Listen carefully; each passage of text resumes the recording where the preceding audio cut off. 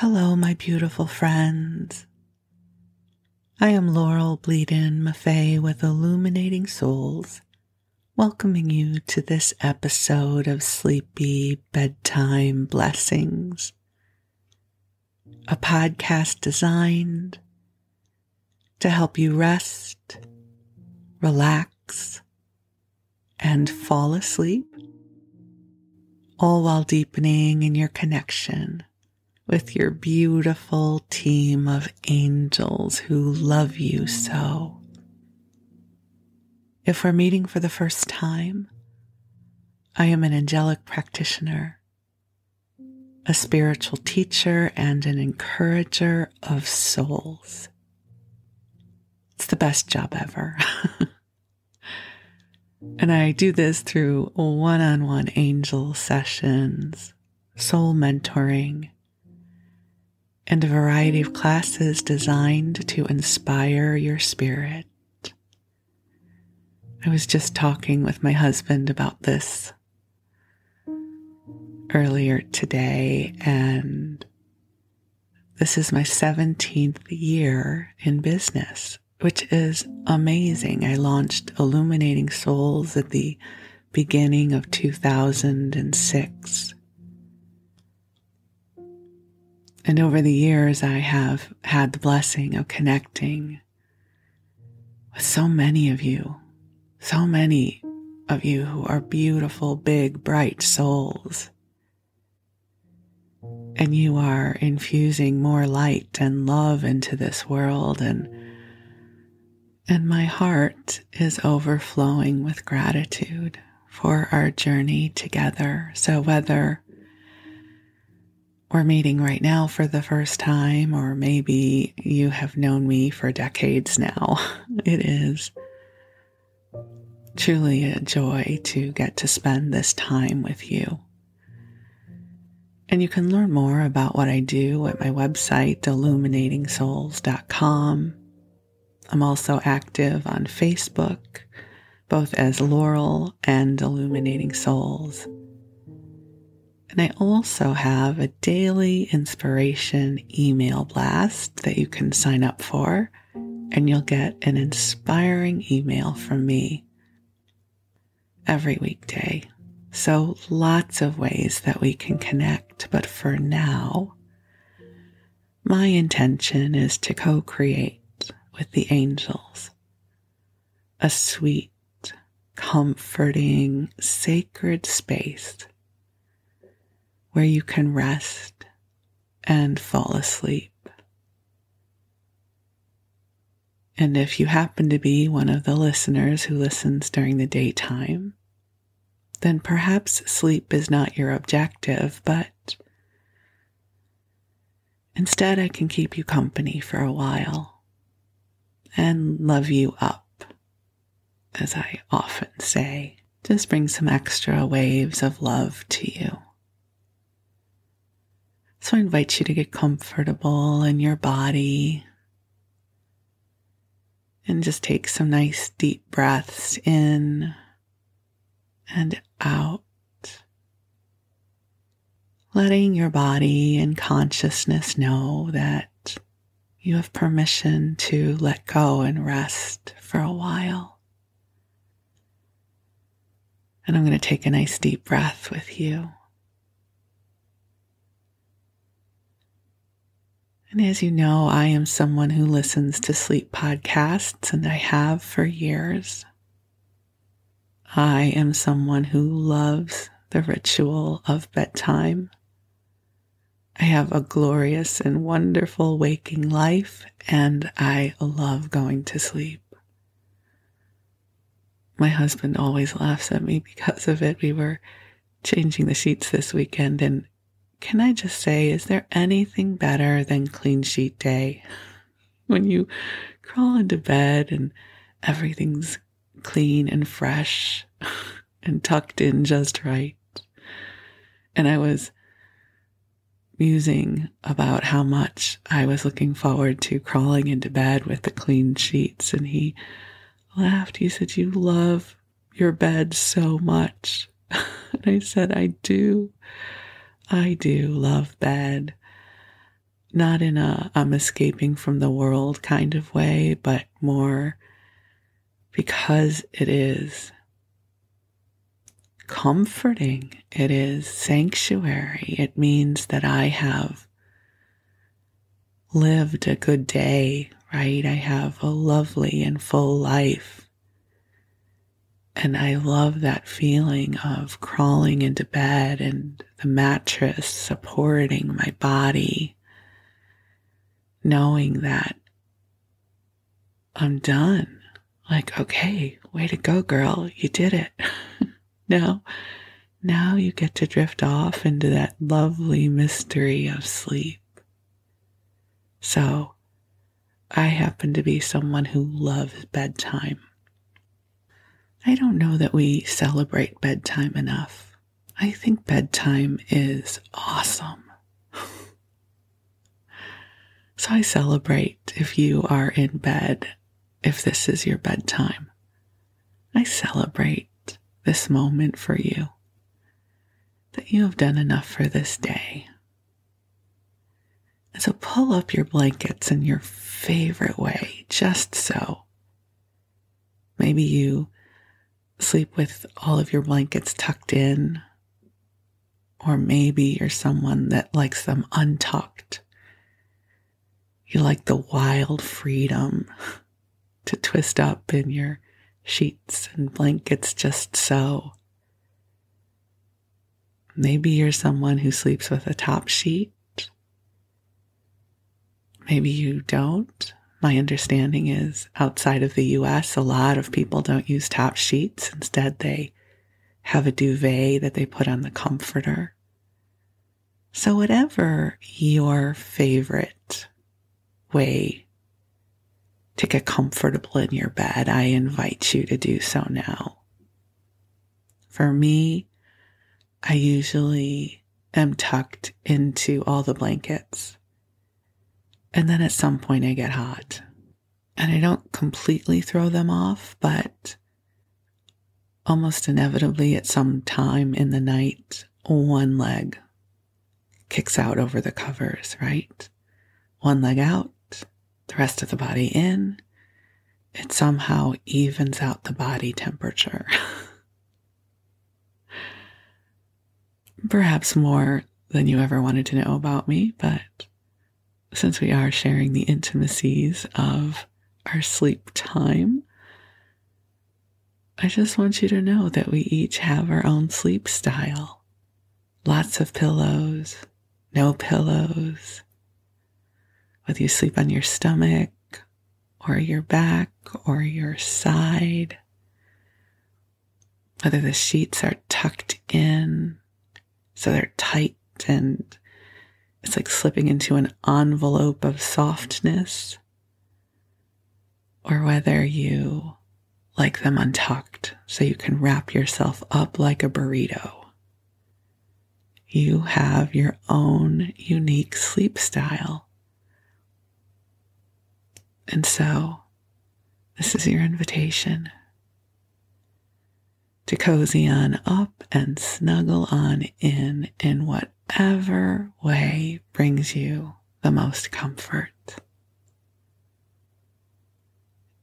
And let's take another nice deep breath in together and release. And since I'm waxing poetic about bed, I will share, I am not someone who enjoys being in bed during the daytime. I know some people like to be in bed to read or work on their computers, and the idea of luxuriating in bed during waking hours is a luxury. And for me, it doesn't work. I have to be upright during the day. So I typically am vertical during the day. So I'm not one of those who wants to crawl in bed and read a book in the afternoon. So whatever your relationship is with your bed, just breathe into it. Call yourself into your comfort zone. and the angels are with you. There's just a sweet sense of delight as I bring you these energies right now. Isn't it cool that each one of us has our own sleep style, whatever that means for you? It's like throughout our lifetime, each one of us has developed our own rhythm for getting comfortable as we drift off to sleep. We have our own ritual that we go through, our own rhythm of the things we do before we go to bed. Your favorite kinds of sheets, whether you like cotton or satin or flannel. I love a good flannel sheet. There's something about the extra cozy factor that I adore. Let your bedtime become a sacred time for you. You know, it's that time when we get to release ourselves from whatever transpired that day. And we prepare to go into that beautiful mystery of sleep where the dreams of our consciousness reside. It's that time when our body replenishes, rebuilds, refuels, and restores. So this is a sacred time for you. And I love calling the angels in because the angels are so compatible with sleep. They bring forward soothing, comforting, loving energy that helps to smooth things out so it is easier to rest.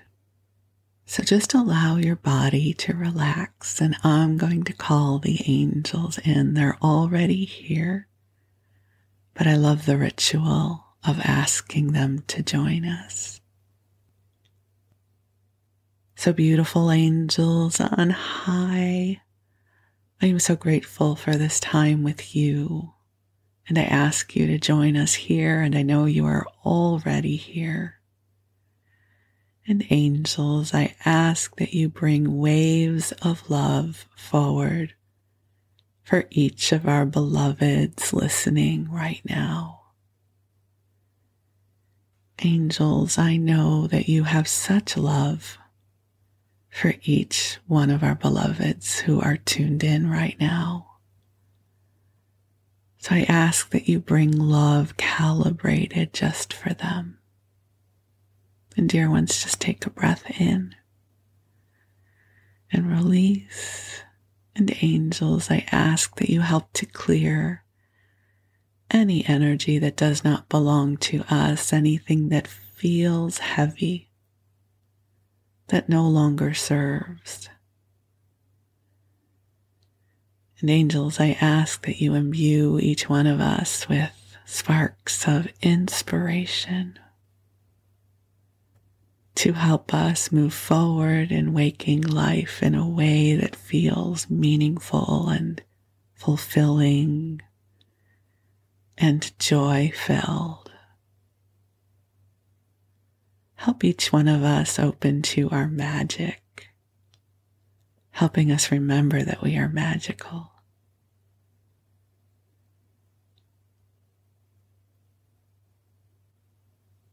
And angels, I ask that you bring healing to our bodies, to our minds, to our hearts, and to our spirit. Dear ones, just take a beautiful breath in.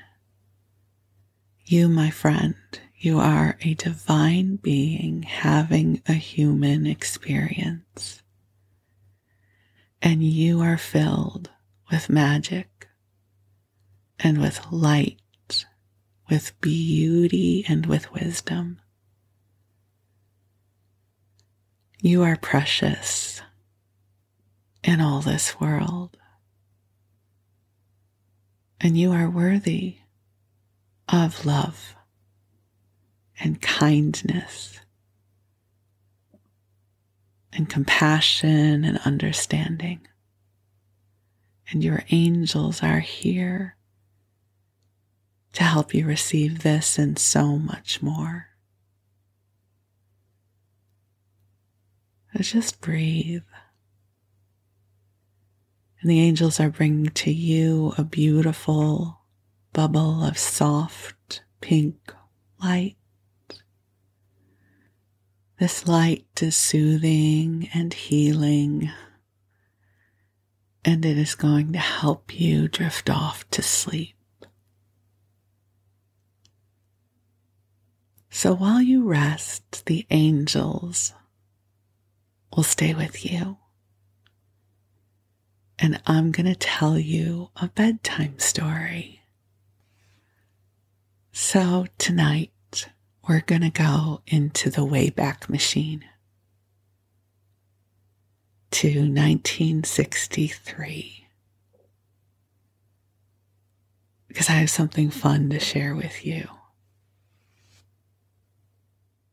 On eBay a while back, I saw that someone was selling a lot of, I think there are 8 issues of TV Guide from 1963. And I thought that these would be fun to go through together. So this issue is for the week of February 23rd to March 1st, 1963. I would be about 9 months old, so I was not watching TV at this point, but it's interesting as I look through it. There are so many programs that I remember, many of them wound up in syndication. So as a child, I would have watched many of these episodes. So there might be things in here that you remember or that you remember your parents watched. If you're listening from outside of the US, you may never have heard of some of these programs. But I'll do my best to keep it both interesting and boring, so it will be compatible with the intention of helping you sleep. How's that for a shared intention for our time together? So I picked this issue because Carol Burnett is on the cover. The Carol Burnett show that she became famous for wasn't yet in production, but she had just signed a deal to have her own show. And so there's a long article that starts off this issue about Carol Burnett. Now, I'm not going to be reading you the text of the issue because this is copyrighted material. I feel fine telling you what's on television. That's not unique information, but I don't know how TV Guide would feel about someone reading their articles verbatim when they are still under copyright. But I'll summarize for you. So here we go. So the issue starts off with some news about the industry. And here's something that I find fascinating. It says, with rare exceptions, American television producers tell their stories in one 30, 60, or 90-minute episode of a series. On occasion, they take 2 or even 3 episodes for a story, but not often. Thus, in 39 weeks, we usually see 39 unrelated episodes. During summer, 13 of these are repeated. What is fascinating about this is they were creating 39 episodes a year. And when you compare that to now, where a season, if we're lucky, might have 20 episodes, or 25 episodes. They were churning out a tremendous amount of content. And then you throw in the only way to watch these episodes was to watch them live because there were no VCRs back then. You were beholden to whatever was being broadcast on your local stations. So I thought that was really interesting.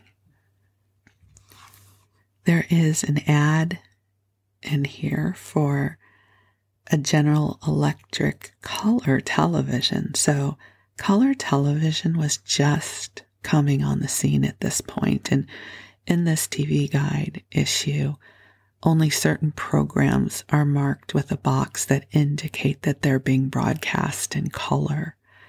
So this particular unit, they don't tell you how much it costs, but it's a huge console that is color, and on top of it is a phonograph. So it says color TV, stereo, phono, which means phonograph, AM, FM, stereo, radio, stereo speakers. Unbelievably low price of $7.18 per week. But they don't tell you for how long, so I would imagine it was incredibly expensive.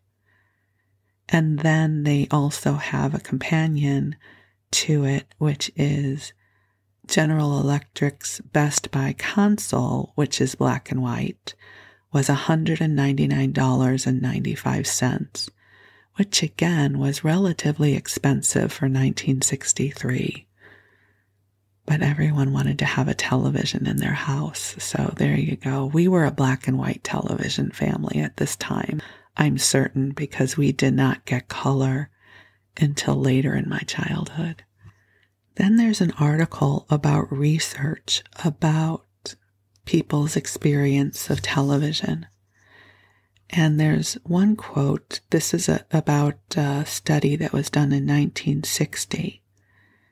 And they say the average viewer finds television an important and positive contribution to everyday life. In fact, he names it as the single development of the past 25 years that has done the most to make life more enjoyable, pleasant, or interesting.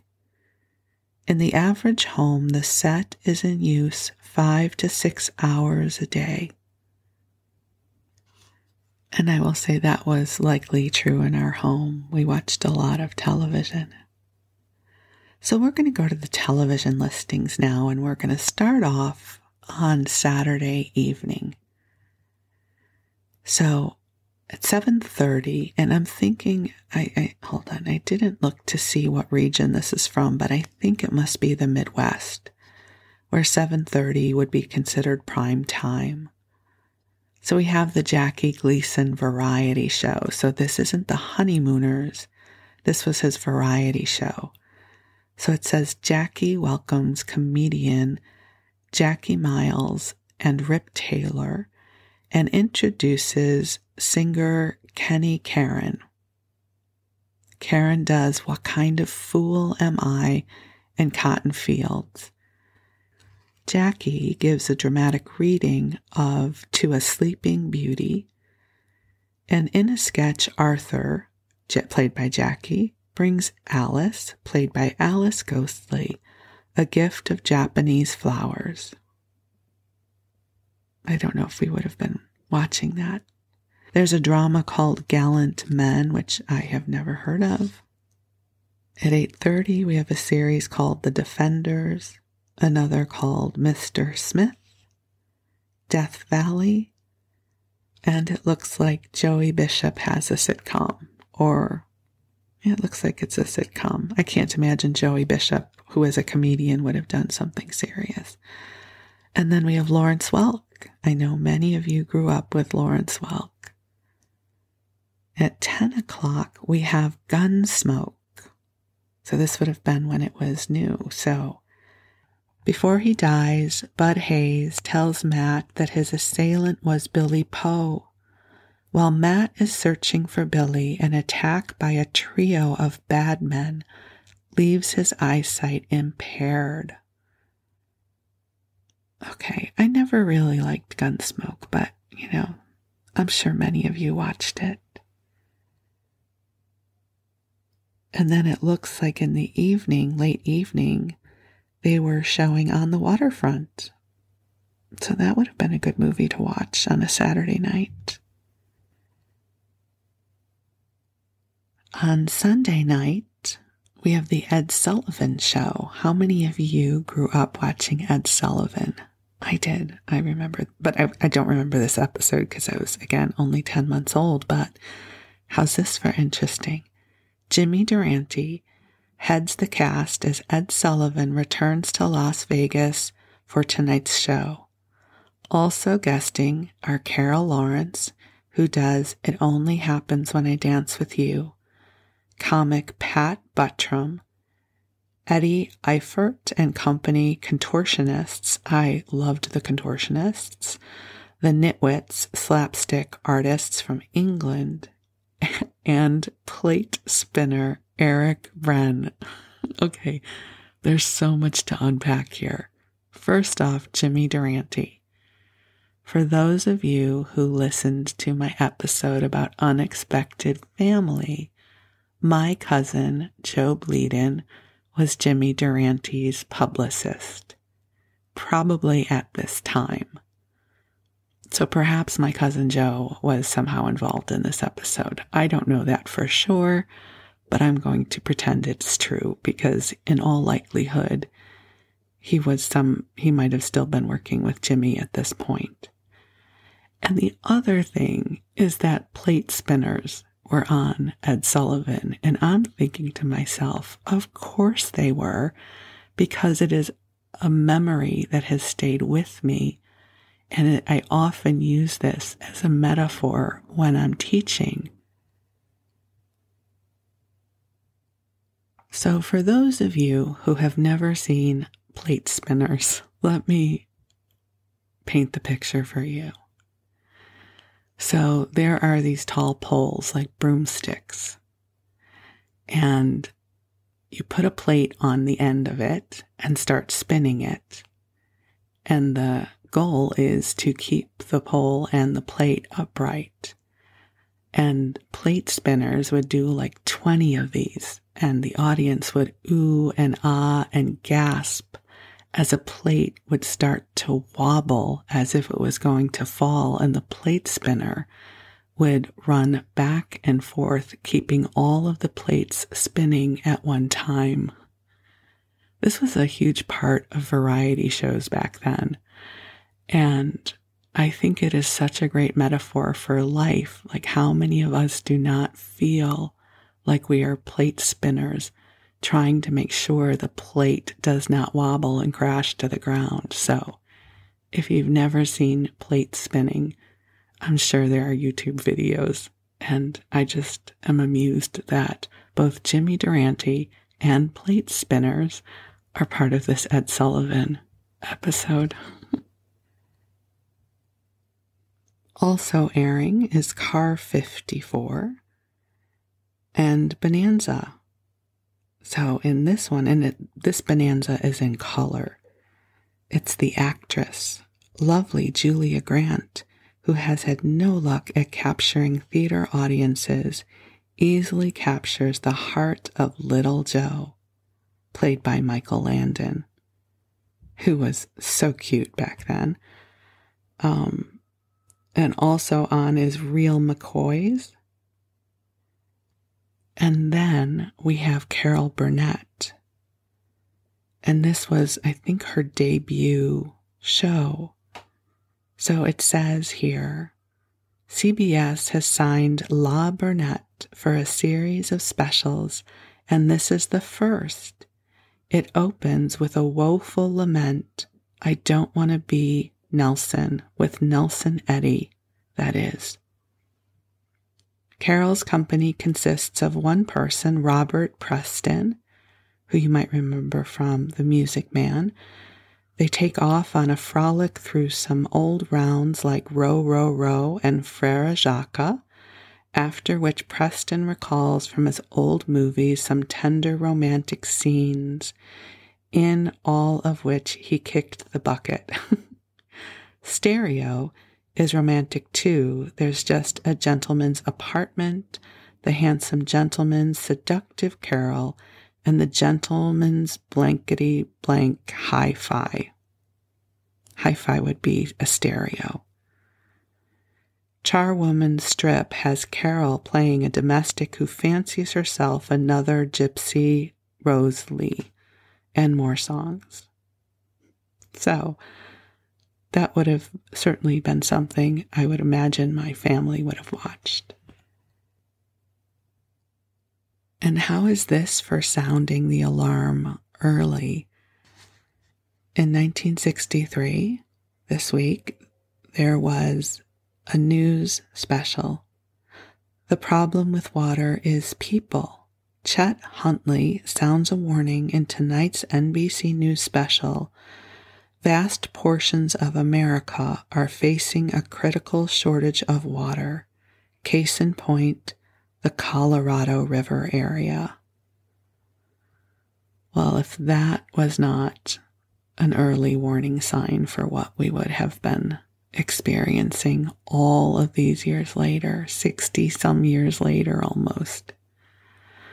Wow. Okay, we'll keep going, perhaps to lighter fare. Now we're at Monday. And you know what we have? We have Lucille Ball. And this is Lucy and Viv learn judo. I'm sure that is a very funny episode. There's a prowler lurking in the neighborhood, so Lucy and Viv decide to learn how to defend themselves. And they sign up for judo and karate lessons.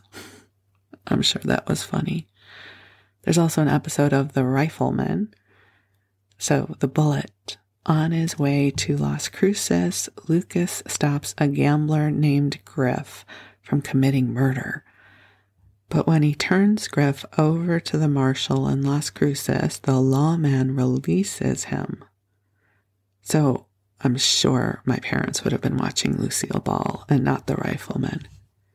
At 9 o'clock, though, there's a special with Victor Borgia, who, for those of you who don't know, he was a remarkable pianist and a comedian. And this is brilliant. This is Victor Borgia, and he also has Marcel Marceau. I mean, what's not to love? Marcel Marceau was a mime, a pantomimist. So Victor Borgia, master of the one-man show, welcomes two other solo artists, French pantomimist Marcel Marceau and pianist Leonid Hambro.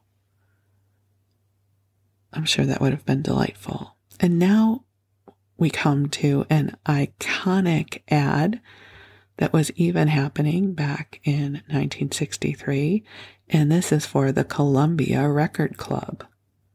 You can have any 6 records for $1.99, but you have to purchase more after that. They're the 12-inch records.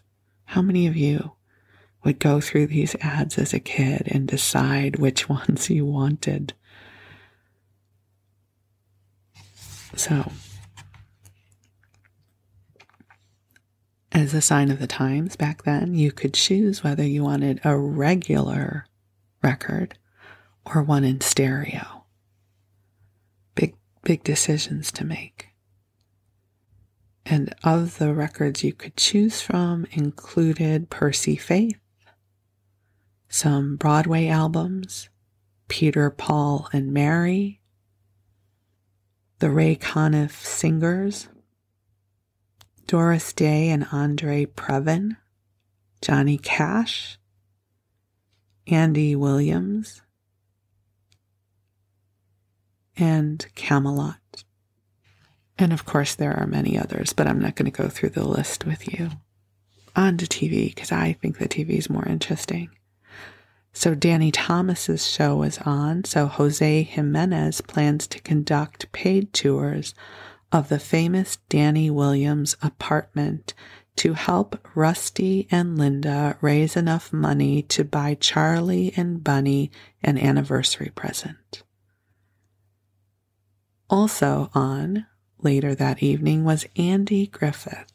Now, I have a soft place in my heart for Andy Griffith because my husband loves that show. It is a show that helps him decompress when he comes home from work. So quite often, Andy Griffith, which airs on TV Land here in the US, is what we watch Andy Griffith.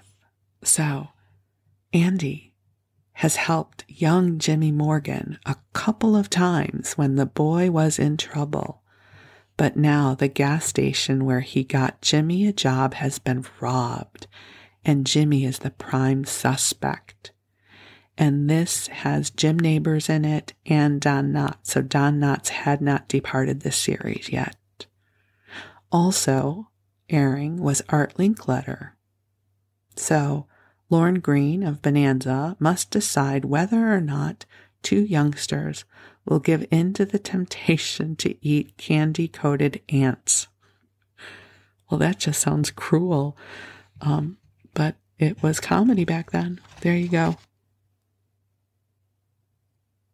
Also airing was McHale's Navy, Loretta Young, Ben Casey, and something called Stump the Stars, which I'm sure was a game show. Johnny Carson was on at this point in the late evenings, and lots of movies airing in late night. Okay, Tuesday we have My Three Sons, which I grew up watching. Caged Fury. The members of Robbie's high school wrestling team need higher grades to remain eligible for competition.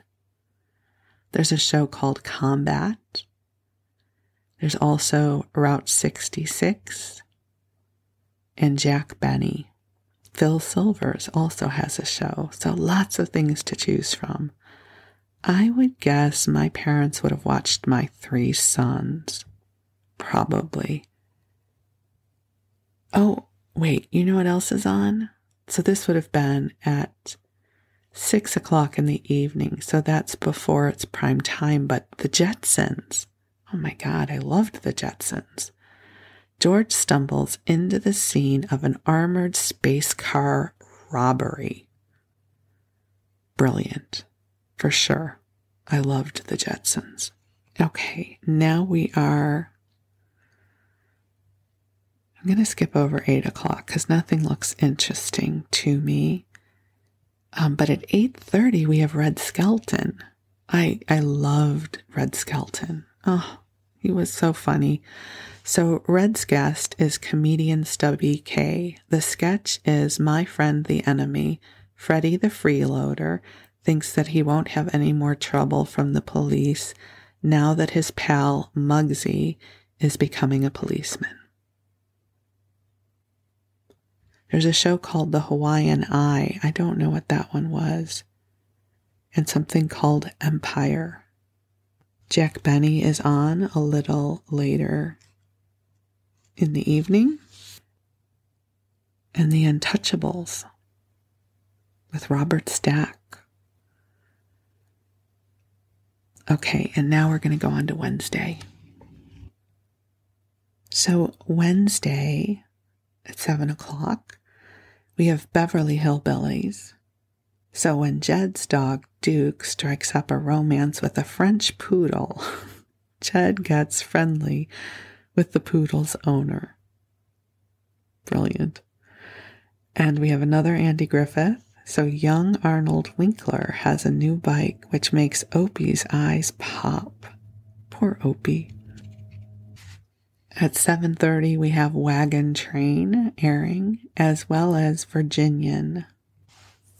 At 8:30, we have Dobie Gillis, which I don't remember watching, I just know the name. Again, Beverly Hillbillies.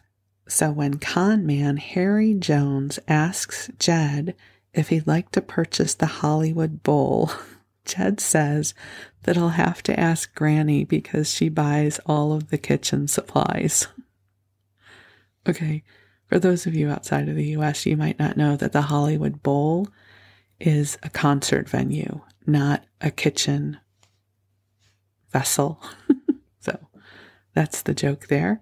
Perry Como's show is on, as well as Dick Van Dyke. So after Rob accidentally mars the living room wall, he and Laura hire Vito Glott for a repainting job, but Vito seems more like an eccentric artist than a painting contractor.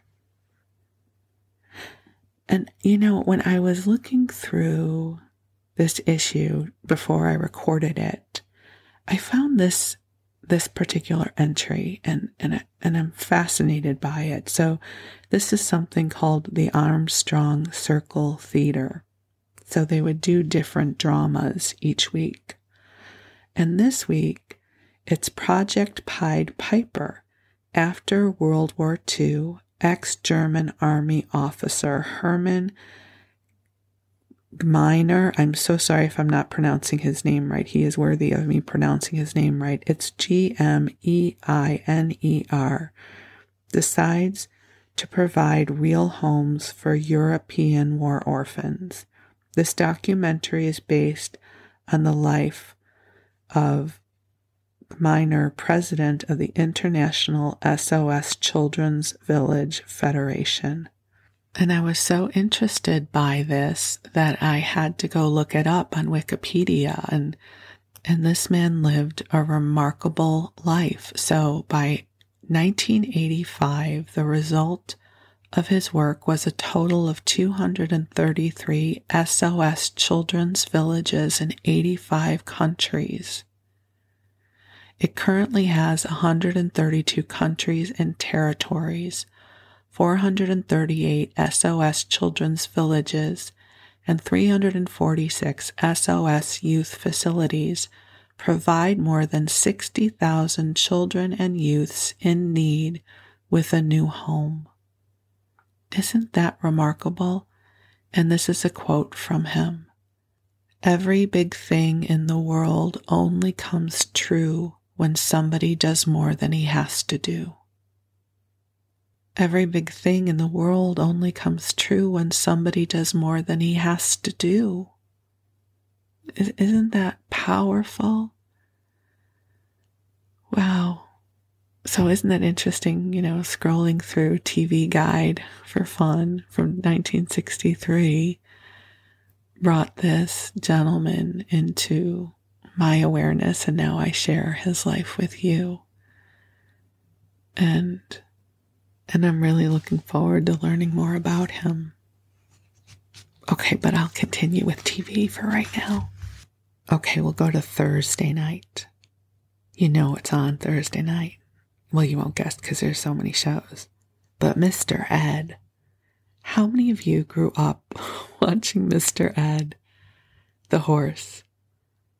A horse is a horse, of course, unless it is something about a talking horse. I don't remember the whole song, but part of it still dwells within me. So in this story, this episode, Wilbur's father. Wilbur is upset to learn that his 70-year-old father is planning to remarry, and Wilbur hasn't even been consulted. Playing opposite that is Ozzie and Harriet, an episode called The Goat. At a rural picnic, a farmer gives Rick and his girlfriend a cute baby goat, and they unload it on Ozzie and Harriet. Also airing on Thursday night is Perry Mason. Walter Pidgeon substitutes for convalescing Raymond Burr in the case of Surplus Suitor. Industrialist John Wilburn gets an anonymous call from a blackmailer who claims to know that Wilburn keeps money secretly in a Swiss bank, money he has never paid taxes on. And then there is the Donna Reed show. And then we have Leave It to Beaver. Eddie helps Wally get a date with Marlene Holmes, the box office attraction at the local movie house. Also on here is Dr. Kildare with a very young and handsome Richard Chamberlain. A Place Among the Monuments Kildare prevents... Oh, we're not... you know what? I'm not going to tell you that episode because it's a little dark for sleep time. But it is Dr. Kildare. So there you go. Airing at 9 o'clock on Thursday, we have The Twilight Zone, which I'm not going to read you that episode because it's bedtime. But we also have My Three Sons, another episode. So make way for yesterday. Robbie's classmate, Joan Marshall, is puzzled, easy for me to say, is puzzled when she sees Bub and Steve engaged in some zany parlor stunts. She dropped in to work with Robbie on a booth for the school carnival, but now she's beginning to wonder about him and his family. Okay, I just love that the description for this says zany parlor stunts. Awesome. At 9:30, we have McHale's Navy and Hazel. I used to watch Hazel in reruns, I think. Andy Williams' show is on. And just as an aside, in late night, Johnny Carson has Hedda Hopper, who was a gossip columnist. Which brings us to Friday. Well, at 7 o'clock, the Flintstones is on. Who did not grow up loving the Flintstones? In this episode, Fred nervously decides to hold a dress rehearsal when the doctor says that the baby could arrive at any time. At 7:30, Rawhide is on. Something called Gallant Men, a special about Winston Churchill. An episode of Father Knows Best is on at 8 o'clock. A pretty classmate agrees to tutor Bud in English. Student and tutor clash when Bud tries to socialize during a session. At 8:30, Route 66, with another episode of The Flintstones in color. So carry on, Nurse Fred. So now that Wilma is home from the hospital with baby daughter Pebbles, her mother hires a nurse named, Frightened Shale. named Frightened Shale. You know what that means? That means I'm just about the same age as Pebbles Flintstone. Also airing was Sing Along with Mitch. So Mitch Miller was famous for these sing-alongs. So he welcomes Louise O'Brien and Leslie Uggams. Leslie sings, I Left My Heart in San Francisco. There's a show called I Am Dickens, He's Fenster. I have no idea what that is. It says some carpenters backing Arch and some painters supporting ladies' man Orville Wilson have made a bet that their respective Romeo can get a date with glamorous Margot Carlyle. And it's with Marty Ingalls and John Aston. Okay, well, I can only imagine that would have been funny because both of those actors were funny. At 9:30, we have an Alfred Hitchcock episode, as well as 77 Sunset Strip. And that brings us to the end of the weekly schedule, but there are a few articles that follow up here. One is about the impact of television on children, which has been a hot topic ever since television was created, right? Are we going to, create harm in our children? And then there is an article about Sid Caesar. And the headline is The Woes of a Sensitive Comedian.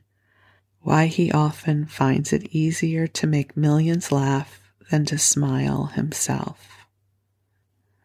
So in this article, they talk about how at one point he was earning $25,000 a week for his show. But apparently he had a very, very difficult childhood that caused a lot of trauma, and he shares a bit about it. It's an interesting article. And he went on to be a comedian who made millions of people laugh. You know, that's such a common story that we hear, right? From pain often comes humor. And then there is a fashion spread with Mary Tyler Moore. So it says whether she's relaxing, rehearsing, or playing her Dick Van Dyke Show role, Mary Tyler Moore's favorite outfits are slacks and tops. And there's a shop in Beverly Hills that is just her cup of tea called the General Store. It's a specialty shop on the order of the little shops featured in TV Guide's Tommy Grimes on a Fashion Fling last September. And so she's showing some of her outfits. Also, towards the end of the issue is the requisite crossword puzzle that somebody has filled in. They got all the answers. And so, there we go. And then there is an ad for the Bell telephone system, and it shows a streamlined phone with a rotary dial. Your telephone almost never needs fixing, and if it does, there's no extra charge. Is there anything else you use so often that gives you such trouble-free service? And that, my friends, is a TV guide from February 23rd to March 1st, 1963. So many of those shows wound up in syndication and would be a part of my childhood. I certainly grew up for sure with Carol Burnett. I grew up with My Three Sons and the Jetsons, Beverly Hillbillies. I grew up with so many of these shows. The Flintstones, for sure. And it's so much fun to go back. It's like a time capsule, right? What was life like back then?